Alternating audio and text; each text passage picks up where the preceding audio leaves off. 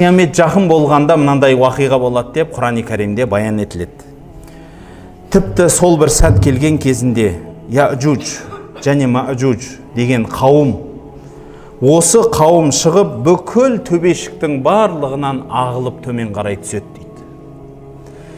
Осы туралы айтылған хабарлар өте көп, хадистер көп. Яжуж Мажуж деген қандай қауым бұл өзі? Адам атаның балалары ма? Жоқ, әлде бір сондай бір жаратылған хайуанат па, жануар ма? Не нәрсе деп айтылады? Себебі пайғамбарымыз саллаллаху алейхи вассаламнан кейін хадистер тізбектесек, енді бір 3-4 топқа бөлетін шығармыз. Соның енді көп дәлірек айтылған топтары бар. Солардың бәрін жинап бір мысал қылып айтатын болсақ, қияметке жақын даджал келеді. Даджал деген біздің қазақша тажал деп айтамыз. Оны бір нәрсенің апатын тажал дейміз ғой. Даджал деген кісі келеді. Ол адам баласы. Жұрттар оны да бір хайуан, оны да бір жануар деп айтатын шығар. Жоқ. Ол кәдімгі адам, әкеден, шешеден туылған кісі. Бірақ өте керемет сиқыршы болады. Ол сиқыршылығынан соншалықты мықтылығы енді қанша жыл дамиды, өседі, өркендейді. Бір белгілі бір сәтке келгенінде бүкіл әлемге өзін құдаймын деп жариялайтын кез келеді. Әлгі адам. Ол кісінің белгісі маңдайында кәпір деген жазуы болады. Анау 666 деген сан бар ғой жаңалдегі. Жұрттардың бәрі христиан бауырларымыздың айтып жүрген. Солардың христиандарды бауырлар деп айтып атыр деген шығар кейбіреулер қазір шапкасын аспанға лақтырады ғой. Адам болғаннан кейін, адам атаның туылғаннан кейін бауырымыз деп атырмын мен. Осы кісілердің айтқаны бойынша 666 деген санды бұлар тажалдың саны деп айтады. Бұл бекер сөз емес, арабшада кәфір деген сөз жасаңыз 666 деген сан шығады. Кәф, алтының бір құйрығымен несі, фә, теріс қарап қылған 6, сосын р тағы да 6. Жаңағыдегі сол 666, 3 рет 6 шығады.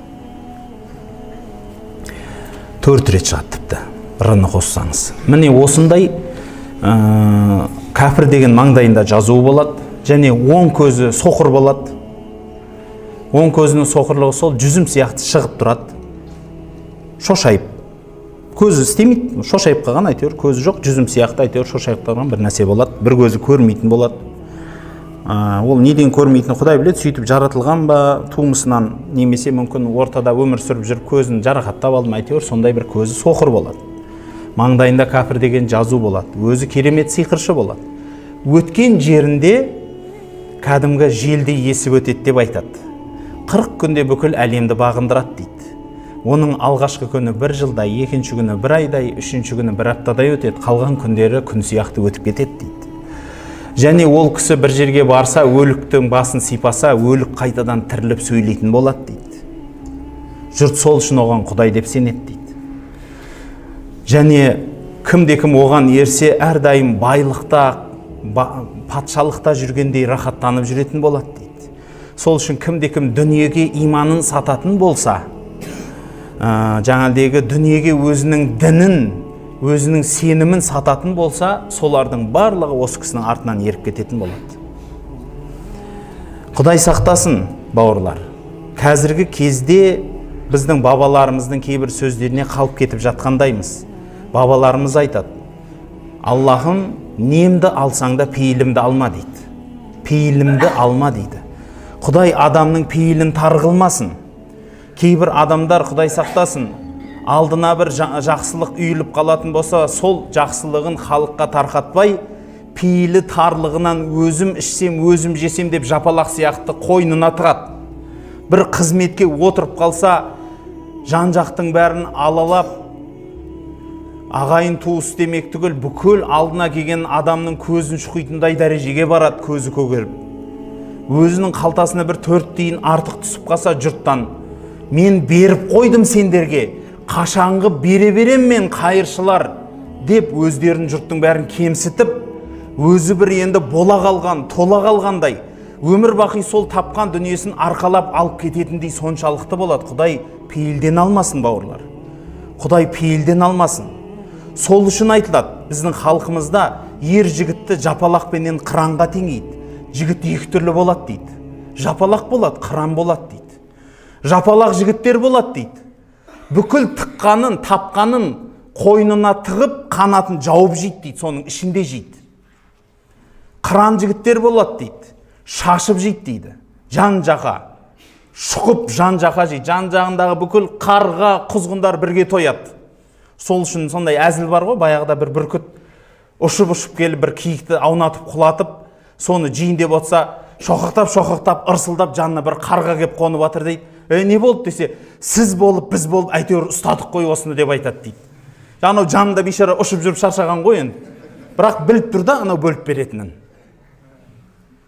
Бұған да кет демейді. Ол қатысса да, қатыспаса да. Сол үшін халқымызда жомарт жігітті қыранға теңейді. Бір әулетке Алла тағала сол жігітті береді. Сол әулеттің жағдайы нашарлары осы кісінің қанатында жүрсін. Соларға қорған болсын әлгі жігіт. Ауырса мал дүниесін беріп, жазсын. Қиналып, қайғы қасіретке өгіп атса, мал дүниесін төгіп, қайғысына сеп болсын, медет болсын деп Алла тағала сол кісінің байлығын соған береді. Сол үшін сіздің тапқан дүниеңіз ойламаңыз, тек менің несібем деп. Кедей кемшілікке, жағдайы нашар адамдарға, жағдайы төмен адамдарға төгіп шашып отсаңыз, сол сізге Алла тағала төккеніңіз үшін одан сайын көп береді. Өйткені жұрттың несібесін сіз арқылы тарқатайыншы, мынаның қолы ашық екен деп үстіңізге төгіп тастайды. Сол үшін бауырлар, осы дүние демекші, дүние қолдың кірі дейді, бірақ жүрекке отырмау керек ол нәрсе. Қазіргі кейбір адамдарда жүрекке отырып қалған дүние, ақша тап деген нәрсеге кіріп кеткен. Кейбіреулер жүрегіне дүние кіріп кеткені сонша дүниесі жоқ адамды сыйламайды. Достарының ішінде ақшасы төмен, жағдай нашар адам болса, омен қатыспай кетеді. Оменен араласпай кетеді. Ал егер бір досының ақшасы бар, қымбат машинасы бар, керемет үй болса, соған мәймүңкелеп келіп, сонымен араласа бастайды. Ағайын туыстарын да сөйтіп сыйлай бастайды. Құдай содан сақтасын. Кейбір кездерде шынымен енді бір болып атқан уақиғаларды айтпа, айт не, сондай да кейбір адамдардың пейілі бұзықтары болып жатыр. Өздеріңіз көрдіңіздер ғой, бүкіл қазақ халқы болып, жанына демеу болып, бар тапқанын алдына алып барып атса да, шынымен ақ сондай адамдар болды да, маған мынандай айран емес, мынандай айран алып кеп бер. Бұл етіңнің иісі бар екен, басқа дәм әкеп бер. Ана киілген көйлегіңді кимеймін мен, сен кім деп ойлап отырсың? Маған дұрыстау көйлек әк, мына Қытайдың көйлегін кимеймін, маған түркініңкін алып кел дегендері де болған. Оны өз көзімізбен көрдік деген адамдардан айтып отыр. Мен әр нәрседен құрастырып айтып отыр демеңіз. Құдай пейілінен амасын адамның. Ал кейбіреулер бар, расында да басында қандай ауыртпашылық, қиыншылық көріп жатса да, ләм мим демей, үн демей келіп, өзінің қонақтығын, өзінің орнын біліп, өзінің үйіне қайтып жатқан. Міне нағыз азаматтар. Сондай адамдарды іздеп қамқоршы болыңыздар. Сондай адамдардың үстіне қанаттарыңызды жайыңыздар. Өйткені ол кісілердің басына қайғы түссе де аузынан тіс жармайды. Соларды іздеп тауып берсеңіздер, шынымен мұқтаж адам болып шыға келеді. Сол үшін кедей іздемеу керек байды. Бай адам кедейді іздесін. Жағдайыңыз бар ма, қалтаңызға тиыныңызды салыңыз да, жағдайы нашарды сіз өзіңіз іздеңіз. Үйіне барып көріңіз, жағдайымен танысыңыз да қамқоршы болыңыз. Бір-біріміздің халімізді көтермесек кім көтереді? Әлхамдулилля, қараңыз, халықтың ішінде имандылықтың мықтылығы сонша, мына арыстағы жағдайға бүкіл ел болып жиналып, таңнан кешке шейін қызмет қылып жатыр. Алла разы болсын. Мұғалімдер мектептерін беріп алып, кешке шейін, түнгі 12-1-ге шейін қызметінде жүрді. Дәрігерлерімізді айтыңыз, қандай қиналып не қылса да солар үйіне бармай қызмет қылған дәрігерлер болды. Сөткілеп жатып қызмет қылғандар болды. Әскерлерімізді айтыңыз. Өрт сөндірушілерімізді айтыңыз. Солар барлығы осы бір ауыздан бірігіп жиналды. Бұл деген сөз біздің халқымыздың ертеңі бар. Шүкір Аллаға, халқымыздың жүрегінде әлі мейірімділік жетеді деген сөз. бабаларымыздың жолын ұстанған халық екенбіз. Осынымыздан таймайық. Өзімізден кішкентайларға, өзімізден кейінгі ұрпаққа бұл нәрсе қалу, аманат болып қалу міндет деген сөз. Жетім көрсең жебей жүр деген халықтың мақалын қолымызға ұран қылатын халық екеніміз анық болды.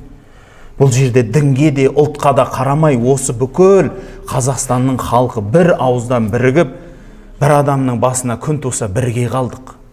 Бұл үлкен керемет нәрсе. Сол беріп атқан адамыңыз сіздің алып атқан адамыңызға әңгіме айтса да сіз беріңіз. Өйткені сіз Алла үшін беріп жатсыз. Құдай үшін, Алла үшін берсеңіз, алып атқан адамнан сіз рахмет деген сөзді іздемеңіз. Сұрамаңыз. Ол рахмет айтуға міндетті емес. Рахмет айтпады деп сіз ерніңізді жоғары көтермеңіз. Бәлки сіз Алла үшін жәрдем бердіңіз ба? Онда сол Алла үшін деген сөзіңізден таймаңыз. Беріңіз жәрдем. Оң қолың бергенде сол қолың ұмытсын деген сөз бар. Сол қолың көрмей қалсын деген сөз бар. Сол үшін кімге жақсылық жасасаңыз, оны міндетсінбеңіз. Оны айтпаңыз, оны жасырыңыз. Өйткені жасырын жасалған жақсылық, әшкере жасалған жақсылықтан абзалырақ болады. Бірақ әшкере жасалынған жақсылық жұртты ертіп жатса, қарапайым халықтың арасына ұран болып түсіп жатса, онда әшкере жасаған жақсылықта үлкен керемет іс болады.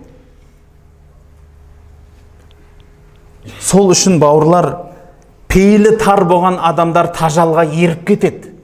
Дүниеге қызыққаны сонша, сол сиқыршы екенін біле тұра, сол Құдай емес екенін біле тұрам, сен Құдайсың деп, өйткені қолында тиын тұр, дүние тұр, соңынан ерген адамдар болады, дінін сатып.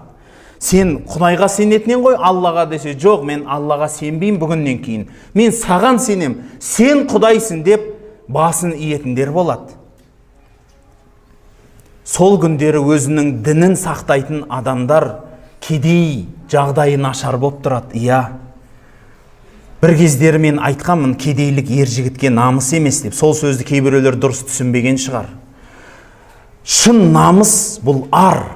Халқымыз баяғыда айтқан, малым жанымның садақасы, жаным арымның садақасы дейді. Егер арың болмаса, сенің тірі жан болып жүргеніңнің бір тиынға пайдасы жоқ.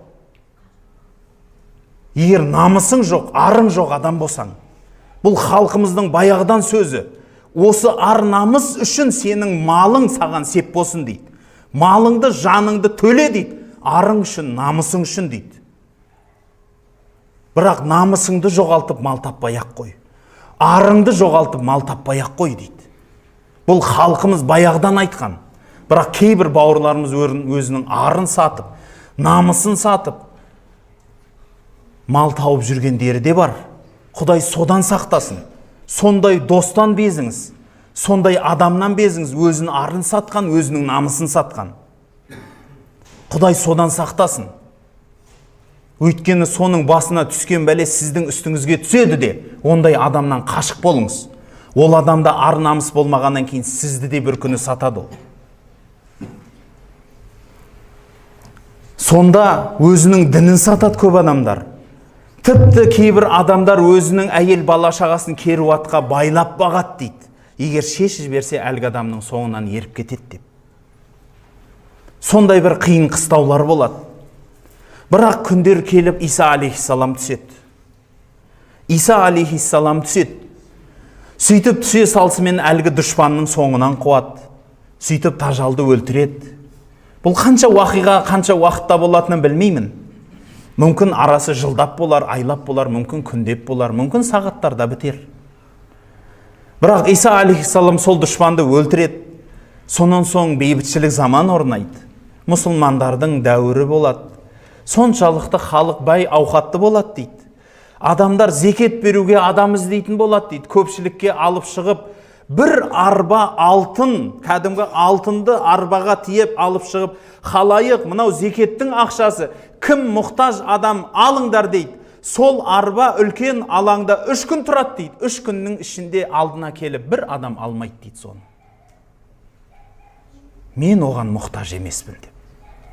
Сондай бір халықтың пейілі жазыңқы болған, көңілі кең болған, өмірлері жақсы болған жағдайлар болады дейді. Бірақ уақыты келген кезінде осы уақиғадан сәл бұрын ғана Яжуж Мажуж деген уақиға болады. Дажал өле салысыменен жеңіске жеттік деп қуанып тұрған Исаға хабар келеді. Ей Иса алейхиссалам, мұсылмандарды ал да Тұр тауына қарай қаш. Бір хадистерде айтады, мұсылмандардың барлығы қамалдарға, бекіністерге бекініп алып жатады. Қалған халықтың барлығын қырып бітіреді дейді. Жер бетіндегі жануар біткеннің бәрін жеп бітіреді. Әлгі халық дейді. Бүкіл жан жақтан келеді дейді. Ол халықты әркім әртүрлі суреттейді. Өйткені Сахих Бұхариде келгенде құлақтары үлкен болады. Бір құлағын екінші құлағының үстіне жамылып жататын жағдай болады дейді. Енді ол адамның шынымен құлағы ма, мүмкін үлкен үстіндегі шапаны болатын шығар, солай жамылып жатады. Ол қалай болатынын. Ал бір сөздерінде расында да Табариде, Ибн Касирде бір риуаят келетіні, өздері сарыға жақын, беттері жалпақ, көздері қысық болады деп айтады. Сол үшін кейбіреулер, мысалы мынау Харун Яхия сияқты, басқа сияқты кейбір адамдар бұлар моңғол татардың шапқыншылығы деп айтқан. Моңғолдардың жүздері сары өңді, беттері жалпақ, көздері қысық болған, барлық төбеден келген деген сөз сол төбеден шабатын халық болған. Сондықтан міне осылар деп айтады, бірақ олар келуден бұрын Дажал келу керек еді ғой, Иса түсу керек еді. Олар келді ма, түсті ма десе, анау пәленше деген әулиелеріміз Иса, Дажал дегеніміз телевизор немесе басқа нәрсе деп айтып кеткен, лағып кеткен сөздері бар. Өйткені мен неге бүйтіп айттым, бұл пайғамбарымыз саллаллаху алейхи вассаламның суреттеген хадистеріне дұрыс келмейді. Өйткені бұл уақиға Дажалдан кейін келу керек, және ол халықты өлтіріп таусылмайтын көп болу керек. Біреуін өлтірсе, оның артынан оны келетіндей болады дейді. Соншалықты көп болады. Оны өлтіріп таусамайсың дейді. Соншалықты жер бетін басатыны. Көптігі сол дейді. Бір үлкен көлден бірінші әскер өтіп көлді ішіп өтсе, екіншісі келіп лайдың үстіне аунайды дейді. Үшіншісі тақыр жерден өтіп баратып, мына жерде бұрын көл болған еді ғой деп айтып кетеді дейді. Соншалықты көптігі, ойлаңыз, әрқайсысы өзінің ішетін суын ішіп өткенде әскердің көптігінен көл қалмайды дейді алдында. Осыншалықты көп. Бірақ жер бетінің бәрін жаулағаннан кейін жер халқының бәрін бағындырдық, енді аспан халқы қалды деп аспанға оқ атады дейді. Алла тағала атқан оғын қанға бояп түсіреді. Сонда олар міне болды, енді Құдайды да өлтірдік деп айтады екен. Сол бір сәттен кейін Алла тағала олардың желкелеріне құрт түсіреді дейді. Сол құрт оларды жеп таусады. Моңғол татарды құрт жеп таусқан жоқ қой, дұрыс па? Құрт жеп таусады дейді. Сонан соң барып оларды үлкен мойындары ас түйенің жаңалдегі мойны сияқты болған құстар көтеріп теңізге алып барып тастайды дейді. Жер бетін сасып кеткендігі сонша, оларды құстар талап теңізге қарай кетіріп, қанша күн жаңбыр жауып, жер зорға таусылады дейді. Жер беті осы өлікпенен ба, басқамен ба сондай бір берекелі құнарлы болады дейді. Адамдар бір жанұясыменен үйіне отырған кезінде бір үлкен анарды жеп зорға таусатын болады дейді. Бір күн жейтін болады бір анарды дейді. Адам түйенің үстіне мінгенде бойы жететіндей үлкен асқабақтар болады дейді. Баяғыда бір халқымызда бір сөз бар еді ғой, бір адам түс көрді, түсінде бетегенің үстіне шығып азан айтады деп ұрпағың. Міне сондай бір сәттер келетін шығар деген сөзде бар. Бүкіл жаңағыдегі жан жануарлар, бүкіл жаңағы жеміс жидектерде береке болады дейді. Осыншалықты бір дәуір болады, бірақ бұл дәуірдің де таусылатын уақыты келеді. Батыс жақтан бір жұмсақ, жеңіл, әдемі самал жел еседі де, бүкіл исі мұсылман осы желменен ұйықтап, ұйқыдан тұрмай өліп кетеді дейді. Содан кейін жер бетінде тек қана Құдайдан безген, Құдайды танымайтын халық қалады. Бір-бірін мыжып кәпірлікте, күнәда батады дейді. Ақыры сол бір күндер келген кезінде бір адам жұрттың Меккеге барып жүрген Қағбаны сатып алып халықтан сұрайды екен, ей халайық, мынау не нәрсе дейді екен. Сонда ешкім білмейді екен оны, бұл не, бұл білмейміз деп. Ақыры соны бұзып тастайды дейді, бұл ешкімге керек болмаса, маған басқа нәрсеге керек ет бұл деп. Сол бір дәуірлер келеді. Осындай халық бір-бірімен зұлымдықпенен, бір-біріменен сондай бір жауыздықпен өмір сүріп кетеді. Жер бетінде соғыс көбейеді. осыншалықты дәуір болып жатқан кезінде күн батыстан шығатын уақыт келеді дейді. Осылайша заманның ақыры болып таусылады халық дейді. Осындай хадистердің барлығы Сахи Бұхариде, Муслимда пайғамбарымыз саллаллаху алейхи вассаламнан келген хабарлар екен. Яжуж Мажуж дегеніміз бір үлкен таудың артында жатыр деп Кахф сүресінде келеді. Әлі келеміз оған иншалла. Сол туралы бүкіл үлкен хадистерді мүмкін баян етіп берерміз. Сол үшін иншалла алдыңғы сабақтарымызды күтсеңіздер болады екен.